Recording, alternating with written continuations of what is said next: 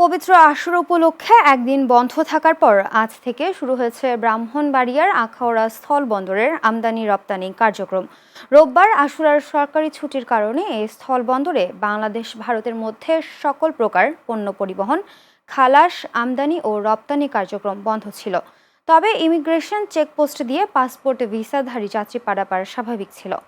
আখাউড়া স্থলবন্দরের রাজস্ব কর্মকর্তা জাহাঙ্গীর আলম জানান, একদিন বন্ধ থাকার পর আজ সকাল থেকে আবারও নিয়মিত কার্যক্রম শুরু হয়েছে। দুই দেশের ব্যবসায়ীরা পণ্য আমদানি রপ্তানির জন্য বন্দরে উপস্থিত হয়েছেন এবং পণ্য পরিবহনও শুরু হয়েছে।